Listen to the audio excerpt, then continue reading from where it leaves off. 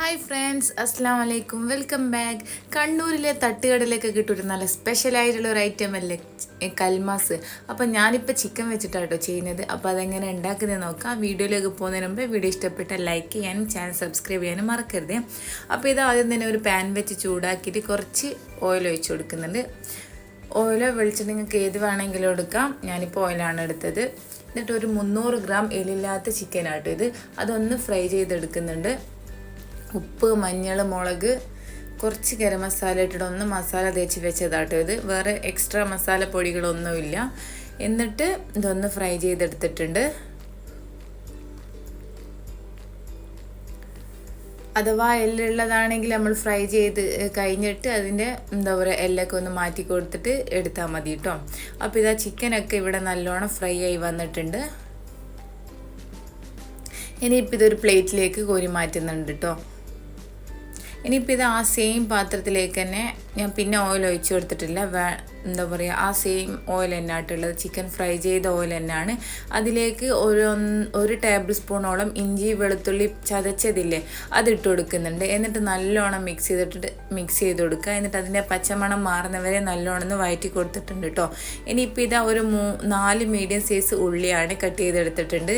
ഇതേപോലെ നേരിയ slice ആയിട്ടാട്ടോ cut ചെയ്തത്. എന്നിട്ട് ഉള്ളി നല്ലോണം ഒന്ന് മിക്സ് ചെയ്തെടുത്താൽ ഇപ്പം ഇതാ ഉള്ളിയൊക്കെ നല്ലോണം വയന്ന് വന്നിട്ടുണ്ട്. ഇനിയിപ്പോൾ ഇതിലേക്ക് 2 പച്ചമുളക് കട്ട് ചെയ്തിട്ട് കൊടുക്കുന്നുണ്ട് കേട്ടോ. എരിവിന് ആവശ്യത്തിന് പച്ചമുളക് കൂട്ടുകയും കുറക്കുകയൊക്കെ ചെയ്യാം. ഞാനിപ്പോൾ 2 എണ്ണമാണ് എടുത്തത്. ഇതൊക്കെ അത്യാവശ്യം നല്ല സ്പൈസി ആയിട്ടുള്ള സ്നാക്സ് അല്ലേ. അപ്പോൾ കുറച്ച് എരിവിലൊക്കെ ആയിരിക്കുമ്പോൾ കേട്ടോ നല്ല ടേസ്റ്റ് ഉണ്ടാകും. ഇനിയിപ്പോൾ ഇതിലേക്ക് പൊടികളായിട്ട് ഒരു 1/4 ടീസ്പൂണ് ഗരം മസാലപ്പൊടിയും 1/2 ടീസ്പൂണ് കുരുമുളക് പൊടിയായിട്ട് ഇട്ട് കൊടുക്കുന്നത്. പിന്നെ ആവശ്യത്തിന് ഉപ്പും കൂടി നോക്കിയിട്ട് ഇട്ട് കൊടുക്കുക. ഉപ്പ് ഞാൻ ഇപ്പോൾ ഇട്ടിട്ടില്ല, കുറച്ച് കഴിഞ്ഞിട്ടാട്ടോ ഇട്ടത്.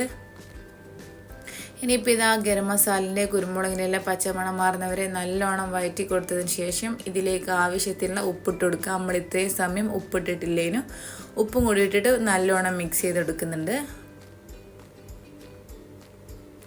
ഇനിയിപ്പോൾ ഇതാ ഇത് നല്ലോണം ഒന്നും കൂടി മിക്സ് ചെയ്ത് കൊടുക്കാം. എന്നിട്ട് നമ്മൾ നേരത്തെ ഫ്രൈ ചെയ്ത് വെച്ച ചിക്കനില്ലേ അത് മിക്സിയുടെ ജാറിലിട്ടിട്ട് ഒന്ന് ക്രഷ് ചെയ്തെടുത്തിട്ടുണ്ട് കേട്ടോ. ആ ചിക്കനും കൂടി ഇതിലേക്ക് ഇട്ട് കൊടുത്തിട്ടുണ്ട്. എന്നിട്ട് വീണ്ടും നല്ലോണം ഒന്ന് മിക്സ് ചെയ്ത് കൊടുക്കുക. ചിക്കൻ നമ്മളെ ഉള്ളിൻ്റെ മസാലയിൽ എല്ലാ ഭാഗത്തും എത്തുന്ന രീതിക്ക് നല്ല പോലെ മിക്സ് ചെയ്യണം കേട്ടോ.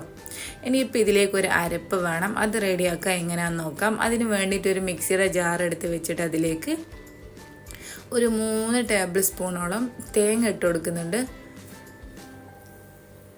പിന്നെ വേണ്ടത് ഒരു 5-6 ചെറിയ ഉള്ളിയില്ലേ അത് ഇട്ട് കൊടുക്കുന്നുണ്ട്. പിന്നെ ഒരു 1/4 ടീസ്പൂണോളം വലിയ ജീരകയില്ലേ ഫെനൽ സീഡ് അത് ഇട്ട് കൊടുക്കുന്നുണ്ട് കേട്ടോ. എന്നിട്ട് ഇതൊന്ന് ചതച്ചെടുക്കുക. വല്ലാണ്ട് ഫൈനായിട്ട് അരക്കൊന്നും വേണ്ട കേട്ടോ. ഒന്ന് ക്രഷ് ചെയ്തെടുത്താൽ മതി. എന്നിട്ട് ഒരു സൈഡിലേക്ക് മാറ്റി കൊടുക്കാം.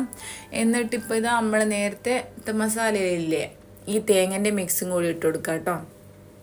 മസാലയിൽ തേങ്ങൻ്റെ മിക്സും കൂടി വരുമ്പോഴാട്ടോ നല്ല ടേസ്റ്റ് ഉണ്ടാവുക, അടിപൊളിയായിരിക്കും കേട്ടോ. ഇനിയിപ്പോൾ ഇത് നല്ലോണം മിക്സ് ചെയ്തെടുത്തിട്ട് ഒരു 1/4 കപ്പ് വെള്ളവും കൂടി ഞാൻ ഒഴിച്ചെടുത്തിട്ട് ഇതൊന്ന് അടച്ച് വെച്ചതാട്ടോ. എന്നിട്ട് കറിവേപ്പിലയും മല്ലിയിലയും കൂടി ഇട്ട് കൊടുത്തിട്ടുണ്ട്. അതൊന്ന് മിക്സ് ചെയ്തിട്ട് ഇതിൻ്റെ ഉപ്പും എരിവും ഒക്കെ ഒന്ന് ചെക്ക് ചെയ്യാം കേട്ടോ. പെട്ടെന്ന് ഉണ്ടാക്കാൻ പറ്റും കേട്ടോ. കുറച്ച് മസാല ഉണ്ടാക്കേണ്ട കുറച്ച് പണിയാണല്ലോ. പിന്നെ ഇതൊന്ന് സ്റ്റീം ചെയ്തെടുക്കുമല്ലോ, അതിനൊരു 20 മിനിറ്റും വരും. അത്ര സമയം മതി കേട്ടോ. അപ്പോൾ ഇത് നമ്മളെ മസാല ഇവിടെ ഏകദേശം റെഡി ആയിട്ടുണ്ട്. ഇനിയിപ്പോൾ ഇത് അടച്ച് വെക്കാം.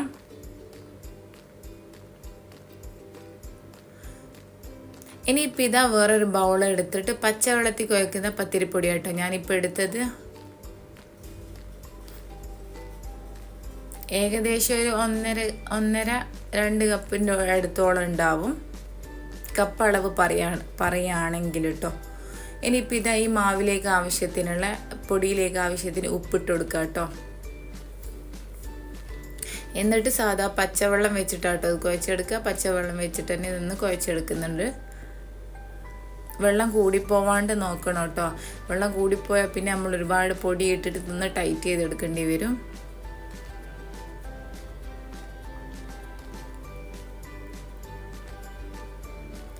അപ്പോൾ ഇതാ എന്താ പറയുക പത്തിരിപ്പൊടി ഇവിടെ കുഴച്ച് വെച്ചിട്ടുണ്ട്. ഇനിയിപ്പോൾ ഇതാ ഞാനൊരു ബൗളിലേക്ക് നമ്മൾ നേരത്തെ മസാല ഇല്ലേ അതും കൂടി എടുത്ത് വെച്ചിട്ടുണ്ട് കേട്ടോ. ഒരു പ്ലേറ്റിൽ എന്താ പറയുക പ്ലേറ്റിലെ ഒരു ബൗളിൽ കുറച്ച് ഓയിലും കൂടി ആക്കി കൊടുത്തിട്ടുണ്ട്. ഇപ്പോൾ ഒന്ന് നമ്മളെ കയ്യിലേക്ക് ഇങ്ങനെ തടവി കൊടുത്തിട്ട് ഇതിൽ നിന്ന് കുറച്ച് എടുത്തിട്ട് ഒരുപാട് എടുക്കേണ്ട, കുറച്ച് പോർഷൻ എടുത്തിട്ട് നമ്മളെ കൈൻ്റെ അടിയിൽ വെച്ചിട്ട് ഒന്ന് ചെറിയ എന്താ പറയുക ഒരു പത്തിരി പോലെ പരത്തി കൊടുക്കുക കേട്ടോ. എന്നിട്ട് ഇതിൻ്റെ ഉള്ളിൽ മസാല ഫില്ല് ചെയ്ത് കൊടുക്കുക. ഞാനിപ്പോൾ ഒരു സ്പൂൺ മസാല കേട്ടോ വെച്ച് കൊടുത്തത്.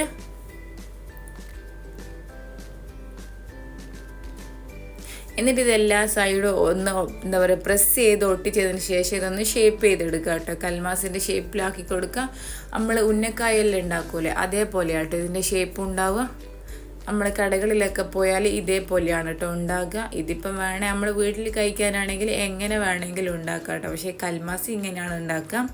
അപ്പോൾ ഇതേപോലെ നമുക്ക് മൊത്തത്തിൽ ചെയ്തെടുക്കാം. ഞാനിപ്പോൾ മുഴുവനായിട്ട് അങ്ങനെ ചെയ്തെടുത്തിട്ടുണ്ട്.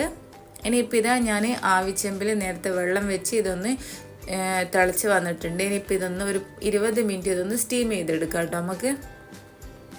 അപ്പോൾ ഒരു 20 മിനിറ്റിന് ശേഷം നല്ലോണം കുക്കായി വന്നിട്ടുണ്ട്. ഇനിയിപ്പോൾ ഇതൊരു പ്ലേറ്റിലേക്ക് മാറ്റി കൊടുക്കുന്നുണ്ട്.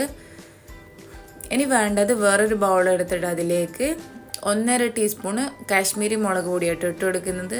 ഭയങ്കര എരിവുള്ള മുളകായാൽ മൊത്തം ഭയങ്കര എരിവായി പോകും കേട്ടോ.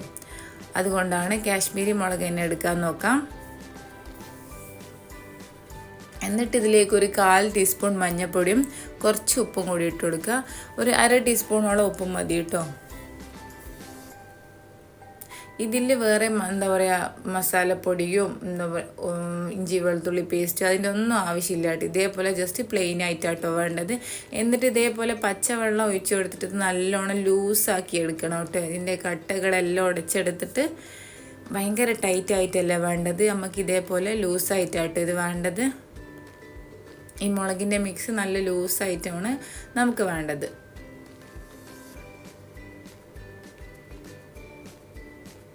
അപ്പോൾ ഞാൻ ഇതേപോലെ ഇത് മിക്സ് ചെയ്തെടുത്തിട്ടുണ്ട്. എന്നിട്ട് നമ്മൾ നേരത്തെ എന്താ പറയുക വേവിച്ച കൽമാസില്ലേ അത് ഇതിലേക്ക് ഓരോന്നോരോന്നായി വെച്ച് കൊടുത്തിട്ട് എല്ലാ ഭാഗത്തും ഈ മസാല ഒന്ന് കോട്ട് ചെയ്തെടുക്കാം കേട്ടോ നമുക്ക്.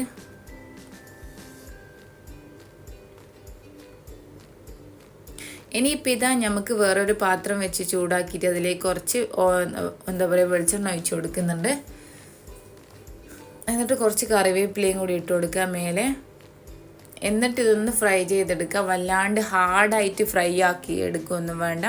ജസ്റ്റ് നമ്മൾ ഈ മുളകിൻ്റെയും മഞ്ഞളിൻ്റെല്ലാം ഒരു പച്ച സ്മെൽ എന്താ പറയുക ചോയ ഉണ്ടാവില്ലേ അതൊന്ന് മാറി കിട്ടിയാൽ മതി കേട്ടോ. വല്ലാണ്ട് ഹാർഡായിട്ട് പൊരിച്ചെടുക്കുകയൊന്നും വേണ്ട കേട്ടോ. കുറച്ച് ഓയിൽ മതി, കുറച്ച് വെളിച്ചെണ്ണ മതി കേട്ടോ.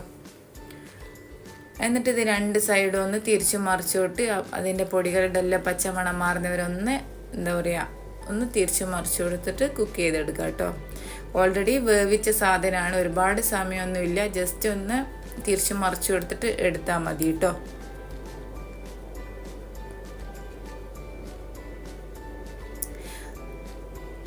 അപ്പോൾ നമ്മൾ നല്ല സൂപ്പർ ടേസ്റ്റി ആയിട്ടുള്ള കണ്ണൂരിലെ തട്ടുകടയിൽ കിട്ടുന്ന സെയിം ആയിട്ടുള്ള ടേസ്റ്റ് ആട്ടോ. അതിനേക്കാൾ ടേസ്റ്റ് ഉണ്ടാകും. കൽമാസ് ഇവിടെ റെഡി ആയിട്ടുണ്ട്.